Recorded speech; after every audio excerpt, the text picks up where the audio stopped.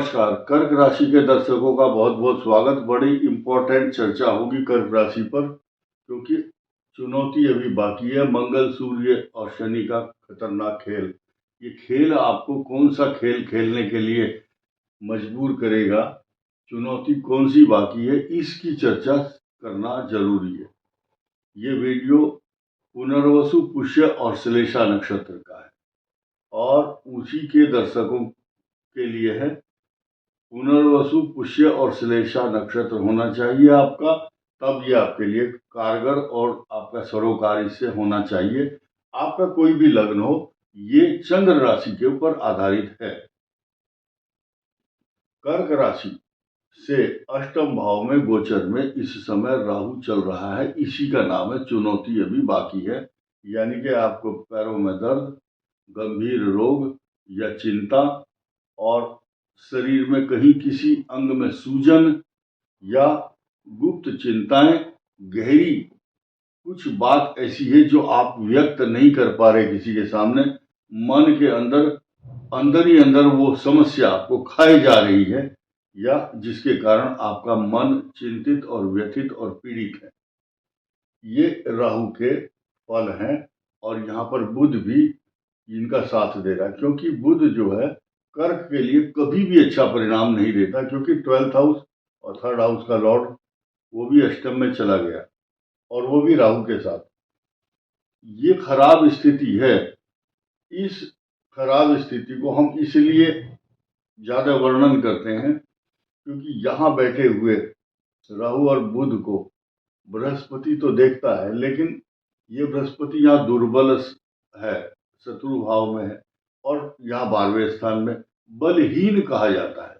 इसकी ताकत क्षीण हो जाती है। यहाँ बैठ करके यहाँ दृष्टि डालना मात्र नाम के लिए है। हम इसके कुछ प्रिविलेज या इसका कुछ लाभ होगा, बस इतना ही है कि ये आदमी को मरने नहीं देता, कष्ट देता है, पीड़ा देता है, बृहस्पति बचा लेता है। ये साहिल जो है ना, या आप ये समझिए एक नाव जा रही है, उसके जो खिवैया है, तूफान आया, पतवार इनके हाथ में है, ये बचा लेते हैं। तूफान से आपकी कश्ती को बचाएंगे। राहु तूफान है, ये रक्षक है। एक बात तो ये हुई। दूसरा, कर्क राशि वालों के लिए खुशी का समाचार ये है कि इनकी कोई तरक्की, कोई प्रमोशन, कोई बड़ा काम, कोई पद प्रतिष्ठा का लाभ होने वाला है। ठीक 15 दिन के अंदर अंदर आपको कुछ अच्छी न्यूज सुनने को मिलेगी। हम किसी को आज तक, हमारा रिकॉर्ड है, हम झूठे आश्वासन नहीं देते किसी को कि तेरी किस्मत बदल जाएगी, बस चांद सितारे तेरे कदमों में आ जाएंगे, ऐसा नहीं है। लेकिन ये सूर्य ये तो बताता ही है, हमारे दर्शकों सबको मालूम है कि ये झूठी दिलासा नहीं है। रीजन क्या है? आपके धन कुटुंब वाणी भाव का स्वामी उच्च राशि में होगा और शुक्र को इनका साथ मिल रहा है, क्योंकि शुक्र लाभेश भी है और चतुर्थेश है। इस शुक्र का सुख, इस शुक्र की मर्यादा यहाँ पर, और इसका जो डेकोरम है या इसकी व्यवस्था जो दी है ज्योतिष शास्त्र ने, शुक्र का यहाँ बैठना अनेक प्रकार के संसाधनों में वृद्धि करने वाला होता है। ये ग्रह बता रहे। 2 की व्याख्या मैंने कर दी, तीसरी व्याख्या करता हूं केतु की। आपको धन, कुटुंब और वाणी स्थान है ये, जो अगर धन आएगा तो अंधाधुंध आएगा। अंधा शब्द क्यों यूज किया है? केतु के पास कोई काउंटिंग नहीं होती, अचानक बाढ़ की तरह धन देता है, क्योंकि ये जो भाव है इसका स्वामी जब उच्च राशि में आएगा तो उच्च स्थानों से ही धन आएगा। और केतु यहाँ पर धन रोकता भी है, बैन लगा देता है, लेकिन एक्टिवेट आपका जो भाग्य स्थान है, इसका स्वामी द्वादश है, इसलिए बाहर से ही धन आएगा।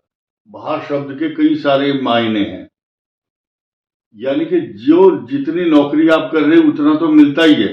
जितनी चाबी भरी राम ने उतना चले खिलौना, जितनी आपने परिश्रम किया उतना तो मिलता ही है। एक शब्द है इम्पोर्ट एक्सपोर्ट, या कुछ डिपार्टमेंट ऐसे हैं, उसमें कुछ लोग जो है अनीतिपूर्ण ढंग से धन कमाते हैं, तो हमारे बोलने से नहीं वो धन आ रहा है, उनकी अपनी योग्यता, उनका अपना टैलेंट है, उनकी अपनी 420 है, या छल कपट बेईमानी कैसे भी कमाएंगे हमें नहीं मालूम, लेकिन धन आएगा।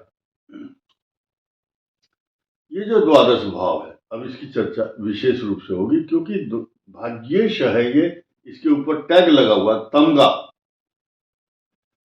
कर्क का द्वादश भाव धर्म कर्म में रुचि, मुंडन पूजा पाठ, मांगलिक कार्य, हवन पूजा पाठ के साथ साथ दान धर्म तीर्थ यात्राएं ये करवाता है। सारे शुभ काम जितने भी, जहां जहां भी आपका लिफाफा तैयार होगा उसमें नोट रखे जाएंगे, आप दान देंगे, ये दान पूजा धर्म भंडारा ये रिलीजियस काम में खर्च होगा, इसमें कोई संदेह नहीं है। इनकी चर्चा, भाग्य स्थान को सूर्य शनि और मंगल, अब तीन इनकी जो करेक्टरिस्टिक्स है, इनका लक्षण है, इनका बिहेवियर पैटर्न है, उसको समझिए। शनि यहाँ 2 भावों का स्वामी है, कभी भी खराब फल नहीं देगा, नोट कीजिए। मंगल योग कारक है, क्योंकि पंचम और केंद्र इन दोनों का स्वामी है, शत्रु राशि में नहीं है, इसलिए अच्छा ही फल देगा। सूर्य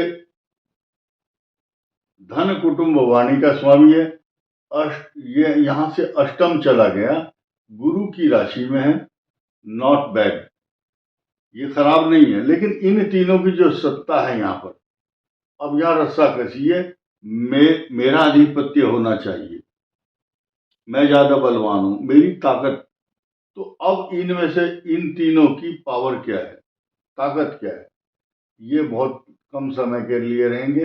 इनका लास्ट जो पदार्पण होगा अगली राशि में, ये उच्चाभिलाषी है यहाँ पर सूर्य, इनका ध्यान पूरा फोकस इधर है, और मंगल जो है अल्प समय के लिए यहाँ रहते हैं, तो सबसे ज्यादा पावर हुई शनि की, शनि केंद्राधिपति भी है यहाँ पर, तो इसका लाभ तो होगा, क्योंकि ये शनि सम राशि है, ये शत्रु नहीं है, इस भाव को नुकसान नहीं देगी, इस बात को समझना होगा। ये समय आपके लिए अच्छा ही रहेगा, इसमें कोई संदेह नहीं है।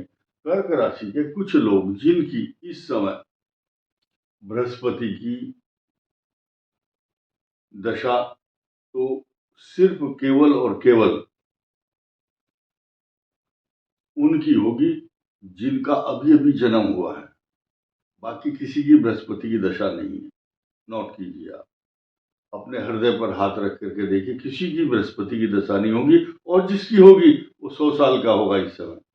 हाँ, शनि की महादशा हो सकती है जिनका पुष्य नक्षत्र है जन्म के समय, और उसके बाद बुध की महादशा उनकी होगी जिनका ये है श्लेषा नक्षत्र।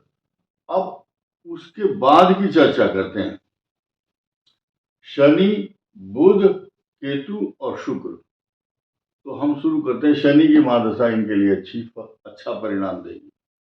बुध की महादशा विदेश यात्रा भेजती है, या घर से बाहर नौकरी करने के लिए परदेश में, कोई बेंगलोर, कोई कर्नाटक के साथ साथ कोई आसाम, कलकत्ता, गुड़गांव, नोएडा, दिल्ली, चंडीगढ़, आसाम, जम्मू कश्मीर, राजस्थान, अलग अलग स्थानों में पूना से लेकर मुंबई तक छाए हुए हैं। बुध की दशा चल रही होगी अधिकांश लोगों की, जो घर से बाहर रोजगार के लिए निकल गए। केतु की दशा उनके लिए इस समय कष्टकारक बनी हुई है। इस बात के लिए मैं पहले ही माफी मांग लेता हूं कि उनको त्रास झेलना पड़ रहा होगा। तो केतु की का उपाय है ओम केम केतुवे नमः, ये मंत्र का जाप कीजिए। अब आइए, असली आनंद अब आएगा आपको सुनने में ये बातें, जिनकी शुक्र की महादशा चल रही है, चाहे पुनर्वसु हो, पुष्य हो, श्लेषा हो, शुक्र की महादशा में अब आपको कोई टच भी नहीं करता, छू भी नहीं सकता। अच्छे मकान, अच्छा वैभव, अच्छी गाड़ियों में आप घूम रहे हैं, और घूमते ही रहोगे, आनंद आएगा। सारे जीवन के संसाधन, विलासिता, अच्छा खान पान, अच्छा रहन सहन, अच्छे कपड़े, अच्छी गाड़ियों में घूम रहे। बहुत लोग अपने फ्लैट की तैयारी अपने फ्लैट में, अपने मकान में रह रहे हैं या उसमें रहने के लिए योजना बना रहे हैं। तो उसके बाद सूर्य की दशा डिपेंड करती है कि सूर्य कहाँ बैठा है। सूर्य कष्ट कारक तो नहीं है, नीच राशि में तो नहीं है, शत्रु राशि में तो नहीं है, तुला और वृषभ राशि में तो नहीं है। वो उसके अनुसार फल देगी। लेकिन अब आइए आनंददायक बात सुनिए। जिनकी कुंडली में इस समय चंद्रमा की महादशा चल रही है, चंद्रो ददाति धन कांचन भूमि लाभम, भूमि, प्रॉपर्टी, पैसा, सोना चांदी, ज्वेलरी, कोई कॉन्ट्रैक्टर है तो उसके सब घर के जितने भी दुख हैं, सब कष्ट बीमारी हट चुकी है। आपकी माता, आपकी पत्नी की क्या पोजीशन है ये निर्भर करेगा वो चंद्रमा किस स्थान पर है, कितना बल है, क्षीण है, शुक्ल पक्ष में है, कृष्ण पक्ष में है, या खराब स्थान में तो नहीं है, पाप ग्रहों से दृष्ट तो नहीं है, या ग्रहण योग में तो नहीं है। ये अलग, उसके अनुसार चंद्रमा का फल मिलेगा। मंगल की दशा बेस्ट रहने वाली है और राहु आपके लिए वृद्धावस्था में। अब जितने भी लोग हैं ये वीडियो देख रहे हैं कर्क राशि वाले, राहु की महादशा आपके लास्ट के जीवन में आ रही है या आ चुकी है, और वो सूजन, शरीर में सूजन लाता है राहु।